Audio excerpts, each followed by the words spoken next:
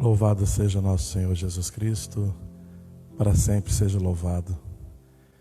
Meu irmão, minha irmã, para podermos fazer juntos essa meditação da prisão de nosso Senhor Jesus Cristo, eu gostaria de convidar você a entrar no espírito de oração. Gostaria de pedir para você agora não se dispersar com o celular, com outras pessoas, que nós não vamos fazer sermão. Não é aqueles sermões eloquentes em que se traz aí muitas vezes até alguns falando muito sobre a questão das situações políticas atuais da sociedade. Nós vamos fazer uma meditação sobre a própria palavra de Deus. Vamos meditar o mistério de Cristo. Queremos caminhar com Cristo. Nessa semana também, que caminhamos com Cristo ao caminho da cruz, mas com Ele também ressuscitar. Uma vida nova, uma vida que nos transforma pela graça de Cristo, que nos deixamos tocar pelo Espírito Santo, para podermos refletir todo o seu mistério da paixão, morte e ressurreição.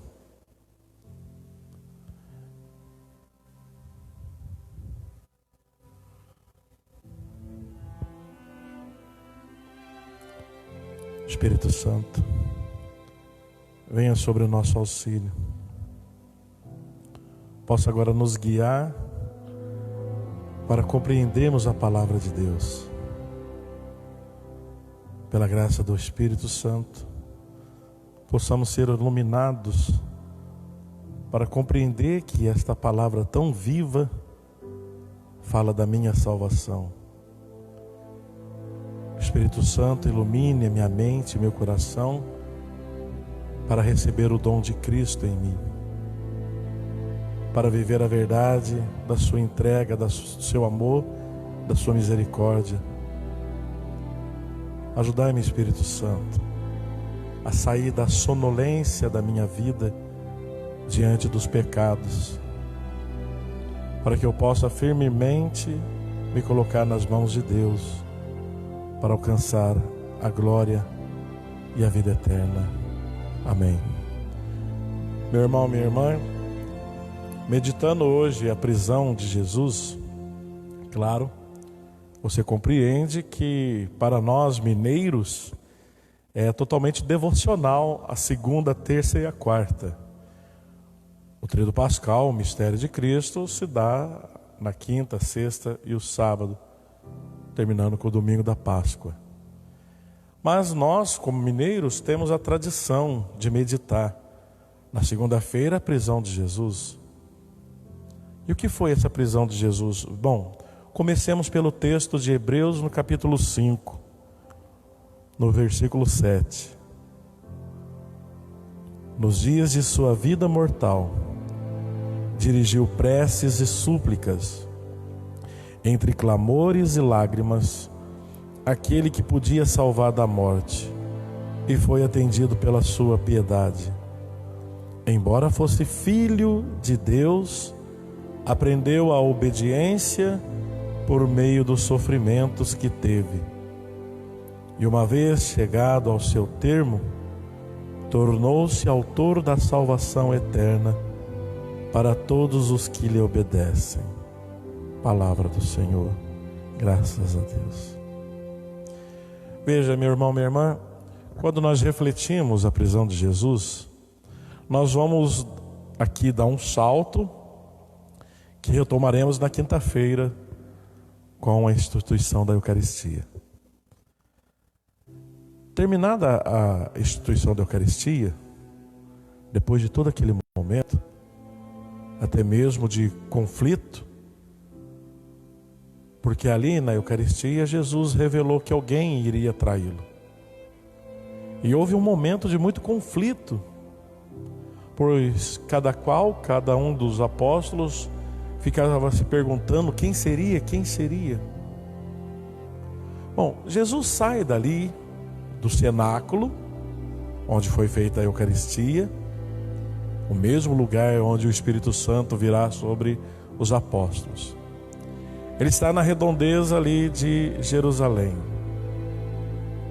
próximo ao templo.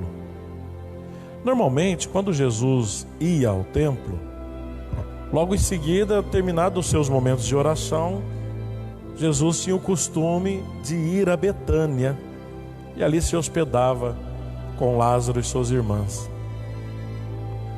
Mas nesta noite, essa noite tão especial, ele não vai para Betânia. Ele permanece ali próximo do templo, próximo aos muros de Jerusalém. Ele está numa região, num jardim chamado Getsêmani. Esse Getsêmani significa o lagar do azeite. O lagar é como esses nossos moinhos. É uma pedra e onde se coloca ali então os frutos das oliveiras, e ali então colocando aqueles frutos, uma pedra vai esmagando, e aquele processo antigo, rudimentar, vai então fazendo com que venha o azeite. Hoje, principalmente ali na Custódia, cuidado pelos franciscanos, isso tudo hoje é até mesmo mecanizado. Dias atrás eu até assistia pela Canção Nova, ali os frades franciscanos, preparando então o azeite, porque normalmente em outubro eles fazem a colheita dos frutos, em que muitas pessoas, até turistas, vão participar desta colheita para depois o azeite. Mas no tempo de Jesus é rudimentar, é uma pedra que esmaga, e Jesus está ali, porque o processo da paixão vai esmagá-lo para ele gerar este óleo de santidade, este óleo santo, que inclusive sim, este óleo das olivas, do azeite, aquele óleo também é o óleo que se usa para o óleo santo do crisma. E Jesus está ali então nesse jardim. Veja a palavra, jardim. Mas antes eu quero voltar numa questão que eu dizia domingo. Jesus, na sua infinita misericórdia, tudo o que ele viveu, a igreja assim nos ensina através dos santos padres.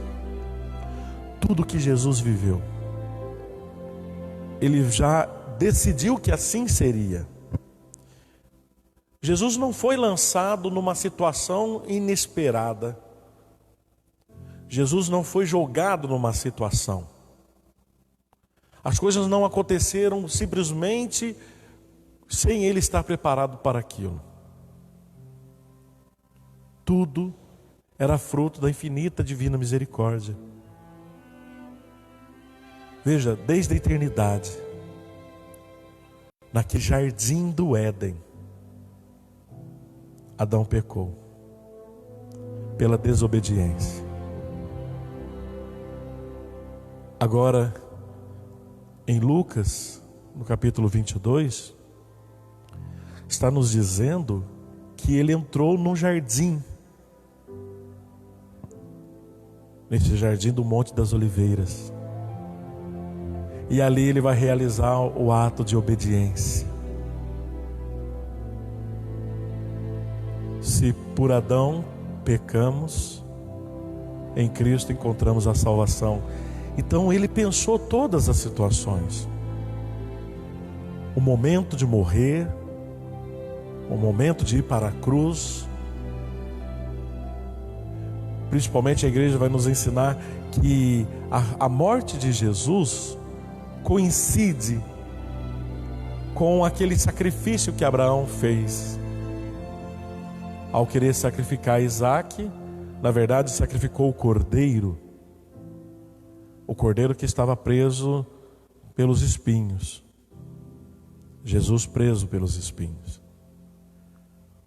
Se Deus poupou o filho de Abraão, Deus não poupou seu próprio filho. Mas tudo isso Jesus sabia. E Jesus escolheu e queria que fosse assim. E nós vamos, através do texto, da liturgia, do texto sagrado, você vai identificando como tudo já estava pensado no coração de Cristo. No livro A Vida de Cristo, do arcebispo Fontanchim, e no livro Jesus de Nazaré, volume 2, de Bento XVI, tanto na vida de Cristo, como no livro Jesus de Nazaré,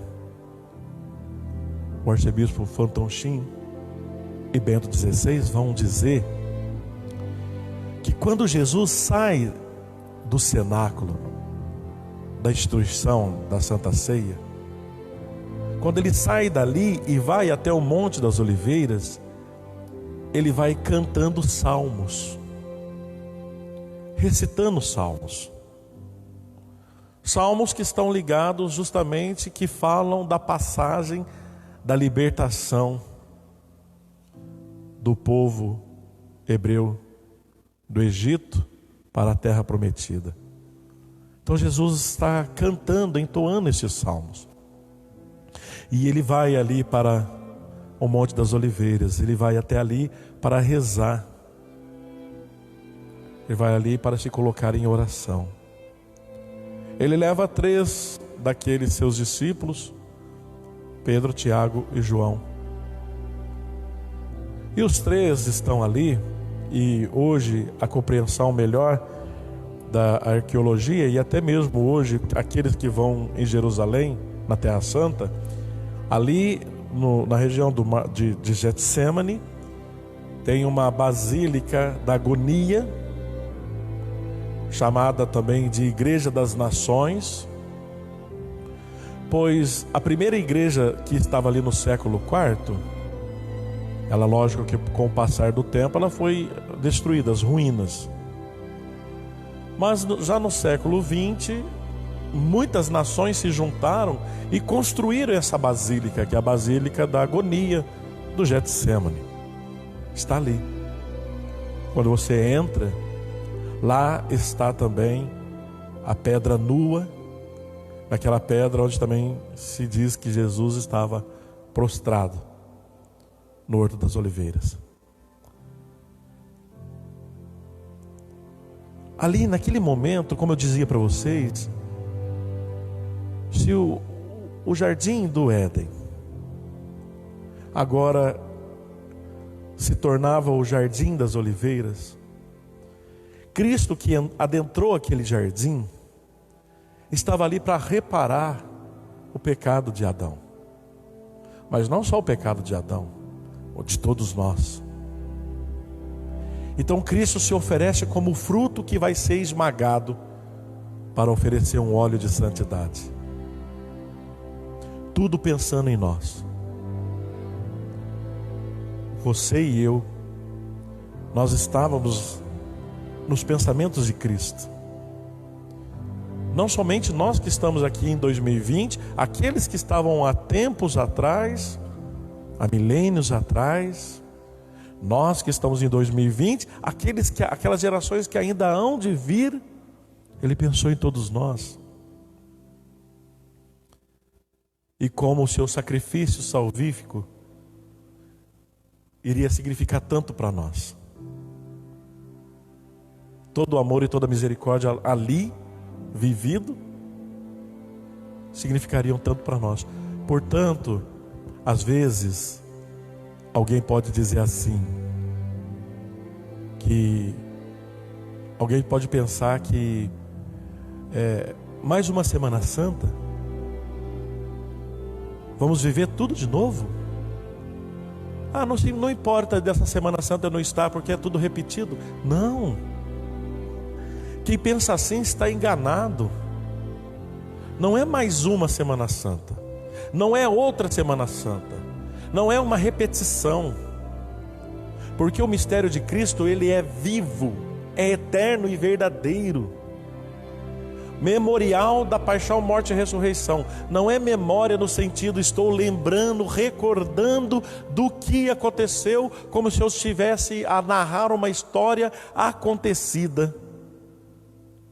e que não me diz nada agora, ou que seja repetida.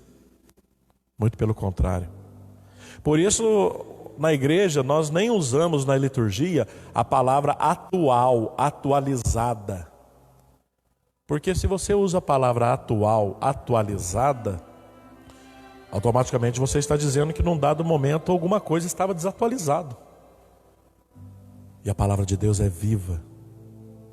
Ela é tão viva que ela significa tudo aquilo vivido ali, há quase 2000 anos atrás, foi para mim, agora em 2020. Para você, agora em 2020. Porque nós precisamos agora, diante do mistério de Cristo, do amor de Cristo, da misericórdia de Cristo, nós precisamos mudar de vida. Nós precisamos nos tornar outros, totalmente transformados por Cristo, convertidos por Cristo. E ali,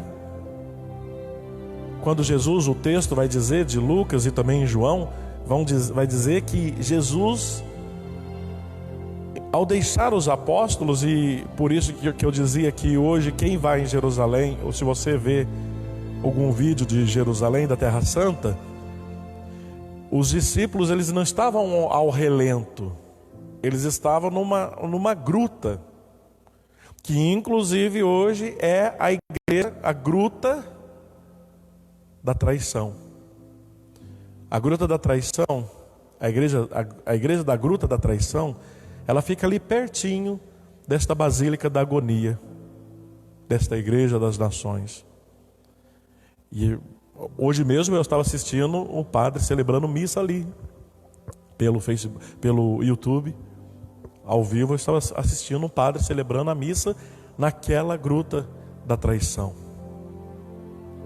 Ali, Jesus, então veja, qual que foi a movimentação de Jesus? Essa gruta está ali. Então Jesus, ele estava orando ao Pai, e depois ele ia até aquela gruta, via os discípulos dormindo. E depois lá dentro daquela gruta, por isso que quando Judas se achega com aqueles poucos soldados, é que ao ver a movimentação, tudo escuro, por isso que os soldados não sabem o que está acontecendo, está difícil identificar.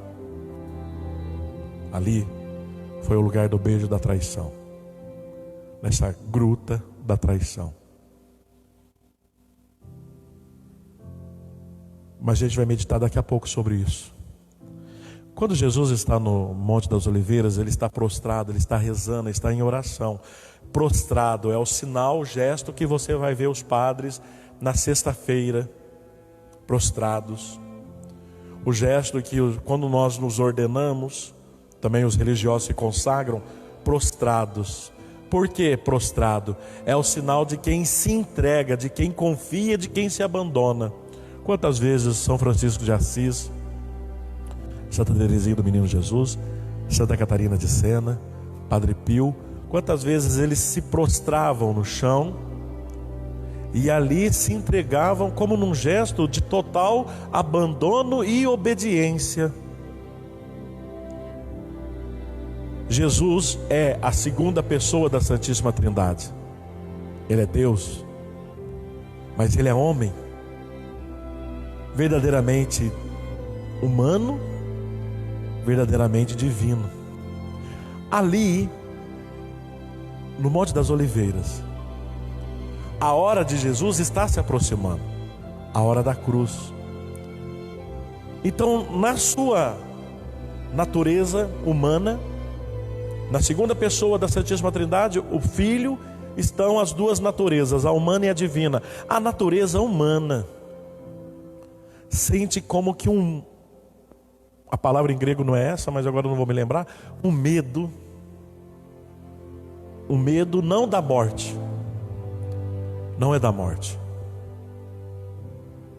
porque o medo da natureza humana, que interpela também a natureza divina, é que agora Jesus está totalmente diante do pecado humano, da gravidade do pecado. Jesus está diante do tamanho da gravidade do pecado. Nós não conseguimos entender isso, sabe por causa de quê? Porque nem eu e nem você, nós não sabemos o que é o pecado. Não sabemos.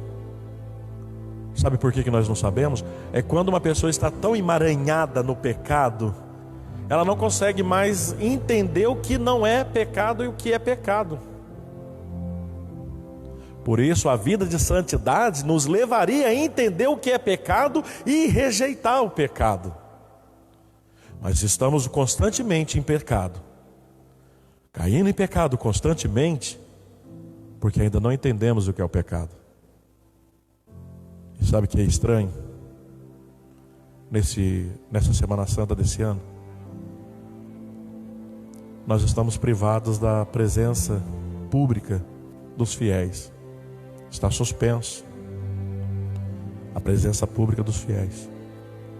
Muitos já se manifestaram dizendo que estão muito tristes de não poder estar na igreja, de não poder estar participando de todos esses momentos presencial, assistindo pelas redes, mas sem a presença física na igreja. Muitos estão tristes. Mas aí que está. Nós estamos enfrentando uma pandemia de um vírus. Como dizia o Padre Paulo Ricardo, e a verdade é essa: todos nós estamos com medo do vírus. Todos estamos com medo de morrer. Jesus não está com medo de morrer. Jesus está diante do pecado e da gravidade do pecado. Então ele sente a dor do pecado. Ele assumiu em si os nossos pecados. Então ele está sentindo na sua natureza humana e na sua natureza divina a dor e o peso do pecado. Ele é o santo por excelência, e por ser santo por excelência, ele consegue compreender os horrores do pecado, que talvez você e eu não consigamos entender. E por isso vivemos em pecado. Mas aí está. Não é medo de morrer, minha gente. Nós deveríamos ter medo de perder o céu por causa do pecado. O nosso medo deveria ser perder o céu por causa do pecado. E é claro que nenhum de nós tínhamos condição de reparar o tamanho do pecado, do erro da humanidade através do pecado de Adão e Eva. Para você entender, por exemplo, se eu ofender uma pessoa na rua, essa pessoa não vai nem se importar com a minha ofensa, vai ficar com raiva de mim, mas ela não vai se importar com a minha ofensa, porque ela não está nem aí para mim. Mas se eu ofender a minha mãe, aí é a gravidade da ofensa. E por mais que eu tente pedir perdão à minha mãe, tudo que eu fizer não vai ter sentido, a não ser que ela queira perdoar. Nós ofendemos alguém muito maior. Nós ofendemos a Deus. O que nós podemos fazer para reparar a ofensa contra Deus? O que podemos fazer? No Antigo Testamento acreditaram que sacrificando bois, ovelhas,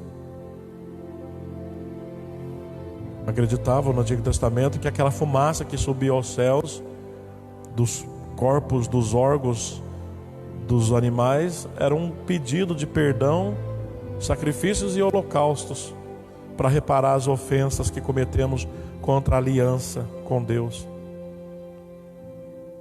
Mas Jesus vem nos mostrar que não é possível você e eu repararmos essa ofensa. Não era possível. Por isso ele se encarnou. Por isso ele assumiu a nossa humanidade. para elevar a nossa humanidade.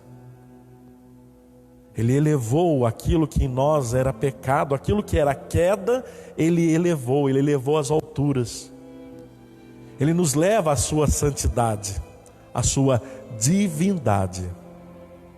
Aquilo que nós é queda, Ele eleva. Por isso que depois, lá na sexta-feira, quando nós vamos meditar juntos, nós vamos meditar 2 personagens que estão aqui, nesta prisão de Jesus: Pedro e Judas. Os 2 caíram. Os 2 foram chamados por Jesus de diabo, de divisor. Os 2 caíram. Só um levantou. Só um conseguiu se levantar. Por quê? Porque se colocou de joelhos diante daquele que é amor e misericórdia. Ele confiou naquele que é amor e misericórdia. Ele confiou no amor e na misericórdia de Cristo. Nós vamos meditar isso sexta-feira. Mas aqui é justamente para você entender que, veja, quando Jesus ali no Monte das Oliveiras vai dizer na oração: Pai, afasta de mim este cálice. Aqui, quem está falando aqui? A natureza humana, que tem medo. Mas então, logo em seguida, a natureza divina chama a natureza humana. A natureza divina de Cristo convoca a natureza humana de Cristo, e numa perfeita sincronia, numa perfeita união. Por isso que nem a natureza divina de Cristo se sobrepunha sobre a natureza humana, e nem a humana se sobrepunha à natureza divina. Numa perfeita união, Ele responde: que seja feita a tua vontade. Que seja feita a tua vontade. Lá em Hebreus: eis que venho, et venio, para fazer a tua vontade. Eis que venho, ó Pai, para fazer a tua vontade.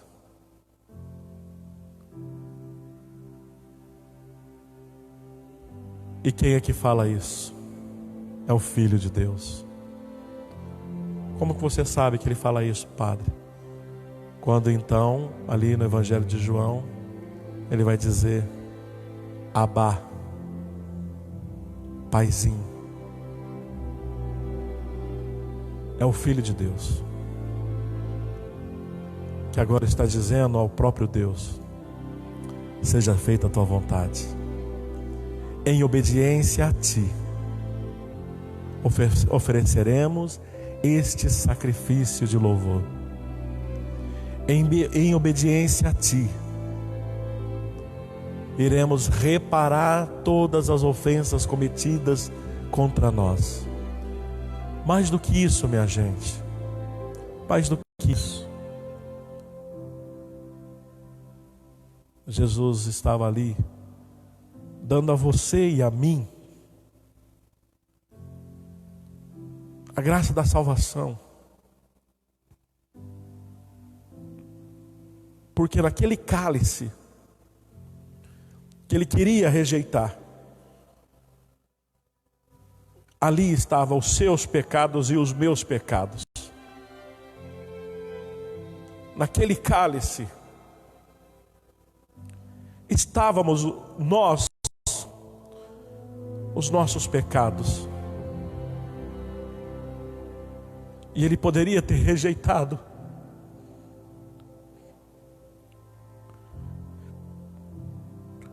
Mas ele não rejeitou. Por amor a nós.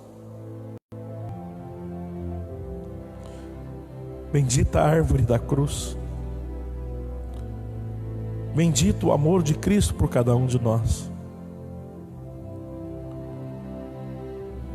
E aquela sonolência dos apóstolos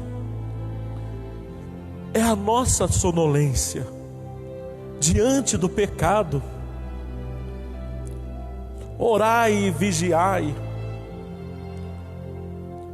Não podeis viver nessa sonolência, caindo constantemente no pecado. Não podemos viver assim. Orai e vigiai. Porque Ele disse sim. Porque Ele abraçou o cálice, aonde estávamos você e eu, para a nossa salvação. E é interessante, porque Jesus está sozinho. Os discípulos dormem. Ele está sozinho. Por quê?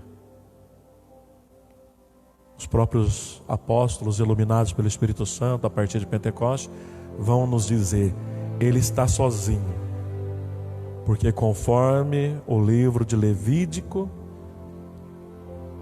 é necessário que o sacerdote que vai oferecer o sacrifício entre sozinho no templo para oferecer o sacrifício. Ele é o sacerdote, o sumo sacerdote que vai oferecer o sacrifício. Por isso é necessário que ele sozinho entre no lugar do Santo dos Santos para oferecer o sacrifício. Minha gente, se Cristo não sofresse por nós, nós não conseguiríamos sofrer por Ele. Sofrer sem Cristo é sofrer um sofrimento estéril, inútil, masoquista. Agora, quando você pega o seu sofrimento e olha para Cristo na cruz, você então coloca o seu sofrimento na cruz de Cristo, e o seu sofrimento no sofrimento de Cristo ganha sentido. Santa Teresinha do Menino Jesus tanto ensinou, oferecendo o sofrimento na cruz de Cristo pela conversão dos pecadores, para a minha conversão, para a sua conversão. Sofrer sozinho não tem sentido, é inútil. Mas pegar o sofrimento e colocar na cruz: tome tua cruz de cada dia e me siga. Você que está sofrendo, você que está doente, você que está passando pelo tempo difícil do desemprego, você que está passando pelo tempo da dificuldade familiar, você que está vivendo tantos problemas, você que perdeu alguém. Hoje mesmo eu fiz 2 exéquias. Você que está de luto, eu dizia para essas famílias hoje: não sofra sozinho, não queira enfrentar a dor sozinhos. Abrace a cruz de Cristo, ofereça o seu sofrimento na cruz de Cristo, e oferecendo o seu sofrimento na cruz de Cristo, além do sofrimento ganhar sentido, porque é para a nossa conversão e dos pecadores, também pela cruz de Cristo alcançaremos a graça da ressurreição, da vida eterna. Por isso ali pode parecer uma certa solidão, mas é um silêncio.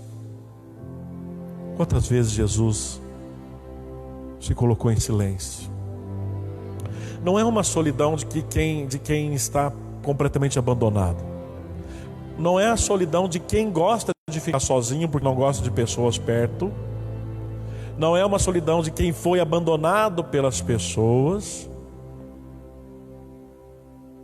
Ele está sozinho porque é necessário que o sumo sacerdote entre no templo sozinho para oferecer o sacrifício. Mas ele não está sozinho, ele está com o Pai. Ele está no silêncio.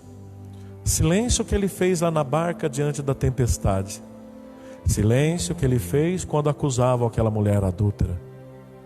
Silêncio que ele vai fazer diante de Caifás. Silêncio que ele vai fazer diante de Herodes. Silêncio que ele vai fazer diante de Pilatos. Silêncio que ele vai fazer diante de um grupo de pessoas vorazes, o silêncio que Ele vai fazer diante de soldados furiosos, o silêncio que Ele vai fazer na cruz. As poucas palavras que Jesus diz, Ele diz para revelar verdades eternas, mas tudo ali é vivido em silêncio. Um silêncio que explodiu e fez muito barulho dentro de todos os corações. Como vai dizer Santo Agostinho no poema Tarde Te Amei. A voz de Deus, o silêncio de Deus, gritou tão alto no meu coração que rompeu a minha surdez. A voz de Deus gritou tão alto no meu coração que rompeu a minha surdez. E agora posso ouvi-lo. E ao ouvi-lo, eu só posso dizer: tarde te amei, beleza infinita. Tarde te amei. E por que demorei tanto para te amar? É porque estavas dentro de mim e eu mesmo estava fora de mim. Tu estavas dentro de mim e eu estava fora. É bonito que Jesus vai dizer ao Pai: este momento, a cruz, é para glorificar Teu nome, ó Pai. E o Pai vai dizer: eu me glorifico em Ti.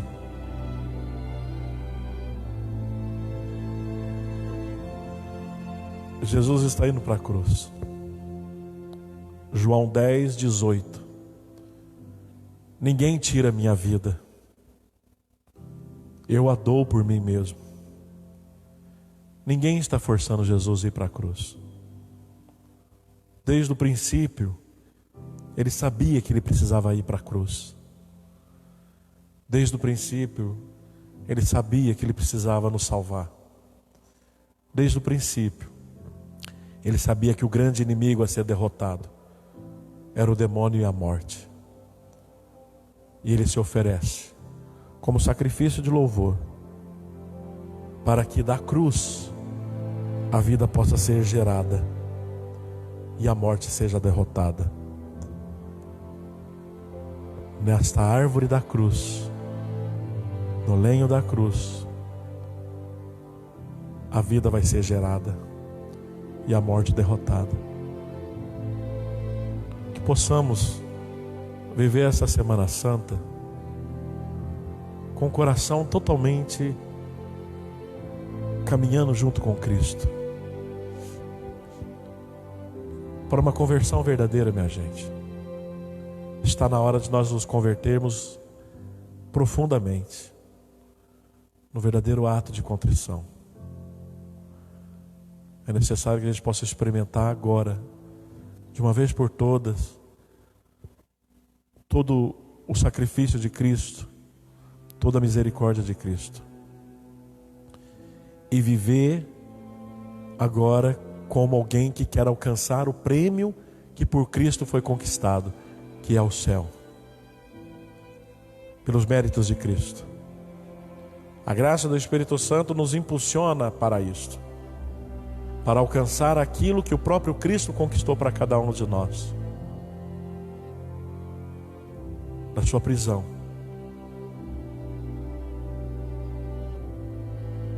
ao caminhar para a cruz, Ele vai entoando cânticos e salmos, cantando a salvação e a libertação do Egito para a terra prometida. Ele entoa cânticos de louvor para a sua salvação, para a minha salvação. Possamos viver isso com grandiosidade, ainda que estejamos distantes. Quanto mais Ele está próximo de nós, Ele olha para nós. Que possamos então experimentar esse amor e desejar a conversão verdadeira. O Senhor esteja convosco, Ele está no meio de nós. A bênção do Deus Todo-Poderoso, Pai, Filho e Espírito Santo. Amém.